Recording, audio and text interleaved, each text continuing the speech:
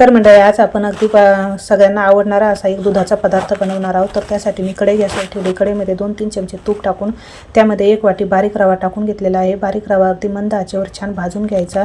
त्यामध्ये थोडेसे ड्रायफ्रूट टाकून घेतलेले आहेत आणि अगदी मंद आचेवर 8 ते 10 मिनिट रवा अगदी खरपूस असा भाजून घेतलेला आहे। आणि त्यासाठी मी इथे 1 वाटी रवा घेतला होता, तर 4 वाटी दूध घेतलेला आहे। मी थोडं दूध जास्त घेतलेलं आहे, तुम्ही दूध थोडंसं कमी सुद्धा घेऊ शकता। रवा छान भाजल्यानंतर गरम दूध त्यामध्ये टाकून घ्यायचं आणि मिक्स करून घ्यायचं छान।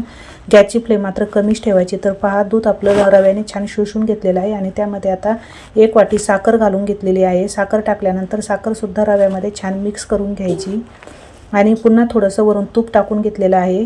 तूप टाकल्यानंतर पुन्हा छान रवा अगदी मिक्स करून घ्यायचा आणि मंद गॅसवरती शिरा अगदी छान हलवून घ्यायचा। तर पहा, शिरा आपला छान तयार झालेला आहे। त्यामध्ये थोडीशी वेलची पूड टाकलेली आहे आणि गॅसची फ्लेम मी आता बंद केलेली आहे। तर पहा, एकदम छान आपला असा दुधाचा शिरा तयार झालेला आहे।